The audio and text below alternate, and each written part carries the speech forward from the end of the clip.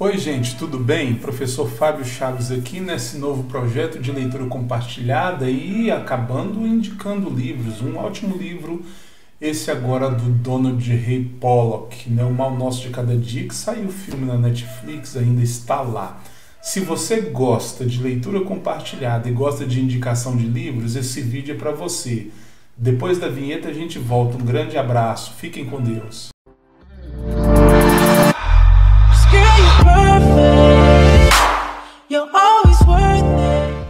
O Mal Nosso de Cada Dia, prólogo. Uma sombria manhã,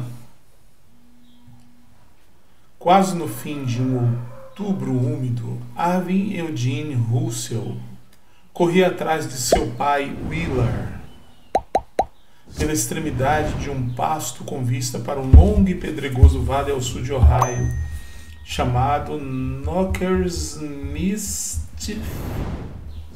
O Wheeler era alto e magro, e para Arvin ficava difícil acompanhá-lo. O campo estava repleto de roseiras bravas e moitas murchas de muragem e cardo, e uma névoa baixa, espessa como as nuvens cinzentas acima, alcançava os joelhos do menino de 9 anos de idade. Após alguns minutos, eles tomaram o caminho da mata e seguiram montanha abaixo por uma estreita trilha até alcançar um tronco deitado numa pequena clareira, os restos de um grande carvalho vermelho que havia caído anos antes. Uma cruz encharcada, montada com tábuas arrancadas dos fundos de um celeiro em ruínas, atrás de sua casa de fazenda, inclinava-se levemente para o leste no solo macio alguns metros abaixo. Willard se curvou com cuidado sobre a parte alta do tronco e acenou para que seu filho se ajoelhasse ao seu lado nas folhas mortas e molhadas. A não ser que tivesse uísque correndo nas veias, Willard ia à clareira todas as manhãs e noites para falar com Deus. Arvin não sabia o que era pior, a bebida ou a reza. Pelo que conseguia se lembrar, seu pai parecia enfrentar o diabo o tempo inteiro. Arvin tremeu com a umidade, apertou um pouco mais seu casaco. Desejava ainda estar na cama. Mesmo a escola, com todos os seus sofrimentos, era melhor que aquilo, mas era sábado e não havia nenhum modo de escapar. Entre as árvores quase nuas, depois da cruz, Arvin podia ver lufadas de fumaça subindo de algumas chaminés a quase 1 quilômetro de distância. Cerca de 400 pessoas viviam em Knockersmith em 1957, quase todas com ligação de sangue por uma ou outra calamidade esquecida, fosse a luxúria, a necessidade ou apenas pura ignorância. Além das choupanas revestidas de piche e as casas de blocos queimados, o vale tinha 2 armazéns, uma igreja de Cristo na União Cristã e uma birosca conhecida no município como Bullpen. Embora os Russell tivessem alugado a casa no topo dos Mitchell Flats, já havia 5 anos, a maioria dos vizinhos de baixo ainda os consideravam forasteiros. Arvin era a única criança no ônibus escolar que não era parente de ninguém. 3 dias antes, voltara para casa com outro olho roxo. Não tolero brigas sem motivo, mas às vezes você é muito molenga, Willard dissera aquela tarde. Esses meninos podem até ser maiores, mas da próxima vez que um deles começar esse tipo de merda, eu quero que você termine. Willard estava de pé na varanda, trocando suas roupas de trabalho. Entregou a Arvin a calça marrom, dura de sangue seco e gordura. Trabalhava num matadouro em Greenfield, e naquele dia 1.600 porcos haviam sido abatidos.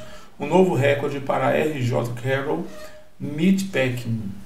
Apesar de ainda não saber o que queria fazer quando crescesse, o garoto tinha certeza de que não era matar porcos para ganhar a vida. Havia acabado de começar suas rezas quando o barulho alto de um galho se quebrando soou atrás deles. Quando Arvin começou a se virar, Willard o tocou e o deteve, mas não antes que o garoto vislumbrasse na luz pálida 2 caçadores, homens sujos e esfarrapados que ele já tinha visto algumas vezes curvados no banco da frente de um velho sedã incrustado de ferrugem no estacionamento do mercadinho de Maud Speakman. Um deles carregava um saco de pano marrom com uma vívida mancha vermelha no fundo. Não liga para eles, disse Willard baixinho. Esta é a hora do Senhor e de mais ninguém. Saber que os homens estavam por perto o deixava nervoso, mas Arvin voltou a se curvar e fechou seus olhos. Willard considerava o tronco tão sagrado quanto qualquer igreja construída pelo homem, e a última pessoa no mundo que o garoto queria ofender era seu pai, apesar de às vezes parecer uma batalha perdida. Exceto pela umidade pingando das folhas e um esquilo perambulando por uma árvore nas redondezas, a mata estava em silêncio de novo. Arvin estava começando a achar que os homens tinham ido embora quando um deles disse com uma voz ríspida: que diabo, eles estão fazendo um culto de evangelização só deles. Deixa isso para lá, Arvin escutou o outro dizer. Que merda, acho que agora é uma boa hora para fazer uma visita para a mulher dele. Agora mesmo ela deve estar deitada, me esperando na cama quentinha dela. Porra, Lucas, cala a boca, outro disse. O quê? Não vem me dizer que você não iria querer. Ela é uma beleza, pode crer que sim. Arvin deu uma espiada rápida e ansiosa na direção do pai. Os olhos de Willard permaneciam fechados, com as grandes mãos entrelaçadas sobre o tronco. Seus lábios se moviam rapidamente, mas as palavras que dizia soavam muito baixas para que alguém além do mestre escutasse. O garoto pensou no que Willard lhe dissera no outro dia, sobre se impor quando alguém fizesse alguma merda com ele. Estava na cara que aquilo também era só de boca para fora. Sentia um péssimo pressentimento de que a longa jornada no ônibus escolar não ia melhorar tão cedo. Vamos, seu imbecil filho de uma puta, o outro homem disse. Esse troço está ficando pesado. Arvin ficou escutando enquanto eles se viravam e faziam o caminho de volta pela colina, na direção de onde tinham vindo. Muito tempo após os passos sumirem, ele ainda podia escutar as gargalhadas do tagarela. Alguns minutos depois, Willard se levantou e esperou os améns de seu filho. Caminharam para casa em silêncio, rasparam a lama de seus sapatos nos degraus da varanda e entraram na cozinha quente. A mãe de Arvin, Charlotte, fritava fatias de bacon numa frigideira de ferro, batendo ovos com um garfo numa vasilha azul. Ela serviu uma xícara de café para Willard, colocou um copo de leite na frente de Arvin. Seu cabelo preto e brilhante estava amarrado para trás num rabo de cavalo, preso com um elástico de borracha, e ela vestia um roupão rosa desbotado e um par de meias felpudas, uma com um buraco no calcanhar. Enquanto Arvin a observava se movendo pelo cômodo, tentava imaginar o que teria acontecido se os dois caçadores tivessem vindo até sua casa em vez de dar a volta. Sua mãe era a mulher mais bonita que ele já havia visto. Ele se perguntou se ela os teria convidado para entrar. Assim que Willard acabou de comer, empurrou sua cadeira e saiu com um olhar sombrio. Não havia dito uma palavra desde que terminara suas rezas. Charlotte se levantou da mesa com seu café e andou até a janela. Ela viu quando, a passos pesados, ele atravessou o quintal e se dirigiu ao celeiro. Pensou na possibilidade de haver uma garrafa a mais escondida ali. A que ele deixava debaixo da pia não era tocada fazia várias semanas. Ela se virou e olhou para Arvin. Seu pai está com raiva de você por algum motivo? Arvin sacudiu a cabeça. Eu não fiz nada. Não foi isso que eu perguntei, disse Charlotte, debruçando-se no parapeito. Nós dois sabemos como ele fica às vezes. Por um momento, Arvin pensou em contar para a mãe o que havia acontecido no tronco de rezas, mas a vergonha era grande demais. Ficava louco só de pensar que seu pai era capaz de escutar um homem falar dela daquele jeito e simplesmente ignorar. Foi um culto de evangelização, só isso, disse ele. Culto de evangelização? Questionou Charlotte. De onde você tirou isso? Não sei, escutei em algum lugar. Ele se levantou e atravessou o corredor até seu quarto, fechou a porta e deitou na cama, puxando o cobertor. Ao se virar, encarou o retrato emoldurado de Jesus na cruz que Willard havia pendurado acima da cômoda arranhada e surrada. Imagens similares da execução do Salvador podiam ser encontradas em cada aposento da casa, exceto na cozinha. Charlotte estabelecera um limite ali, assim como quando ele começou a levar Arvin para rezar na mata. Só nos fins de semana, Willard, nada mais, dissera. Do ponto de vista dela, a religião de mais poderia ser tão ruim quanto de menos. Talvez até pior, mas a moderação simplesmente não estava na natureza de seu marido. Mais ou menos 1 hora depois, Arvin despertou com a voz de seu pai na cozinha. Pulou da cama e alisou as rugas do cobertor de lã. Então foi até a porta e aí pressionou seu ouvido contra a superfície de madeira. Escutou Willard perguntar a Charlotte se ela precisava de alguma coisa do mercadinho. Tenho que abastecer a caminhonete para trabalhar, falou para ela. Quando escutou os passos de seu pai no corredor, Arvin se afastou rapidamente da porta e atravessou o quarto. Ficou parado diante da janela, fingindo analisar uma ponta de flecha que pegara da pequena coleção de tesouros que guardara na soleira. A porta se abriu. Vamos dar uma volta? Disse Willard. Não faz sentido ficar sentado aqui o dia inteiro como um garoto de estimação. Enquanto passavam pela porta da frente, Charlotte gritou da cozinha. Não esquece o açúcar. Entraram na caminhonete e foram até o fim da estrada sulcada de marcas de pneus e fizeram a curva na Baum Hill Road. Na placa de pare, Willard virou à esquerda no trecho de uma rua pavimentada que dividia Knock Mistiff ao meio. Embora o percurso até o mercadinho de Malde jamais levasse mais do que 5 minutos, Arvin sempre achava que tinha entrado num outro país quando saíam dos flats. Na casa de Patterson, um grupo de garotos, alguns mais novos que ele, estavam em pé na entrada de uma garagem em ruínas, passando cigarros para um lado e para o outro, e se alternando enquanto socavam uma carcaça de veado destripado pendurada numa viga. Um dos meninos berrou e deu vários giros no ar frio enquanto eles passavam na caminhonete. E a Avicinha abaixou no banco. Em frente à casa de Jane Wagner, um bebê rosado se arrastava no quintal sobre um plátano. Janey estava de pé na varanda, vergada, apontando para o bebê e gritando para alguém lá dentro através de uma janela quebrada e remendada com papelão. Usava a mesma roupa com que ia para a escola todos os dias, uma saia xadrez vermelha e uma blusa branca poída. Apesar de estar apenas 1 ano à frente de Arvin na escola, Janey sempre se sentava no fundo do ônibus com os meninos mais velhos na volta para casa. Ouvira algumas das outras meninas dizerem que eles permitiam sua presença lá atrás porque Janey abria as pernas e os deixava enfiar o dedo nela para ficar brincando de dedo fedido.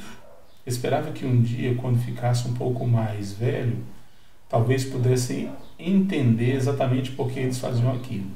Em vez de parar no mercadinho, Willard entrou com tudo na estrada de cascalho chamada Shed Glen. Colocou um pouco de gasolina na caminhonete e fez a volta na direção do terreno baldio e lamacento que cercava Bullpen. Estava entulhado de tampas de garrafa, bitucas de cigarro e caixas de cerveja. Um ex-ferroviário marcado com verrugas de câncer de pele chamado Snooks Snyder morava lá com sua irmã, Agnes, uma velha matrona que ficava sentada diante da janela do andar de cima e o dia inteiro, vestida de preto e fingindo ser uma viúva enlutada. Snooks vendia cerveja e vinho na frente da casa e, caso a cara do freguês lhe parecesse ao menos vagamente familiar, algo mais recreativo nos fundos. Para a conveniência de seus clientes, várias mesas de piquenique haviam sido postas debaixo dos altos sicômoros na lateral da casa, junto com uma área para lançamento de ferraduras e um banheiro externo que sempre parecia estar prestes a desabar. Os 2 homens que Arvin havia visto na mata aquela manhã estavam sentados a uma das mesas bebendo cerveja, com as espingardas apontadas numa árvore logo atrás. Com o veículo ainda prestes a parar, Willard abriu a porta e saltou para fora. Um dos caçadores se levantou e lançou uma garrafa que resvalou no para-brisa da caminhonete, indo pousar com um tinido na estrada. Então o homem se virou e começou a correr, com o casaco imundo tremulando atrás de si e os olhos injetados de sangue, observando em pânico o grandalhão que o perseguia. Willard o agarrou e o enterrou numa poça nojenta em frente à porta do banheiro. Quando virou, apertou os ombros, as magricelas do homem com os joelhos e começou a esmagar sua cara barbudo com os punhos. O outro caçador pegou uma das armas e saiu correndo na direção de um Plymouth verde, com um saco de papel marrom debaixo do braço. Acelerou e os pneus carecas espalharam cascalho pelo caminho todo até depois da igreja. Depois de alguns minutos, Willard parou de bater no homem. Agitou as mãos machucadas e inspirou profundamente. Então caminhou até a mesa onde os homens estavam sentados. Pegou a espingarda apoiada na árvore, retirou os 2 cartuchos vermelhos e bateu com a arma no sicômoro como se fosse um taco de beisebol, até que se partisse em vários pedaços. Quando se virou e começou a andar na direção da caminhonete, ele olhou ao redor e viu Snooks Snyder diante da porta com uma pequena pistola apontada para ele. Deu alguns passos em direção à varanda. Velhote, se quiser um pouco do que ele levou, disse Willard em voz alta. É só vir aqui. Vou enfiar essa arma na sua bunda.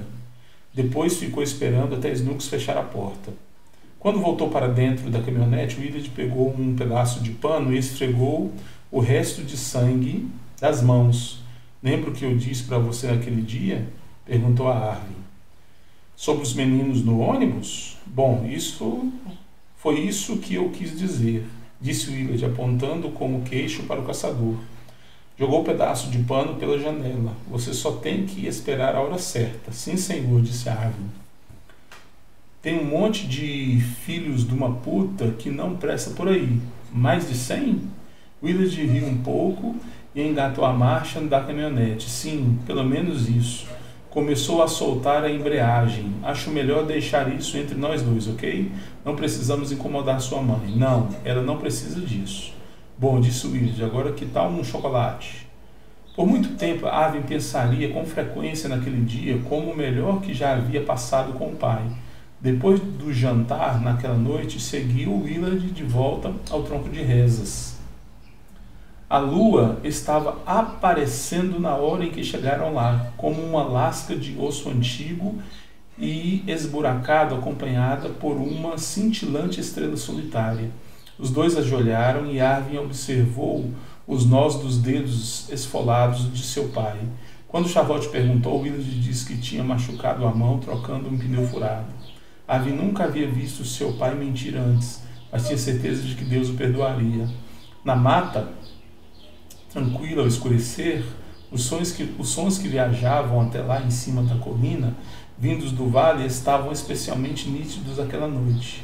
No bullpen, no tinir das ferraduras, batendo contra os pinos de metal, soavam quase como sinos de igreja, e os urros enlouquecidos e as zombarias dos bêbados o faziam se lembrar do caçador todo ensanguentado caído na lama. Seu pai havia ensinado àquele homem uma lição para nunca mais esquecer, e da próxima vez que alguém mexesse de novo com ele, Arvin faria o mesmo. Ele fechou os olhos e começou a rezar.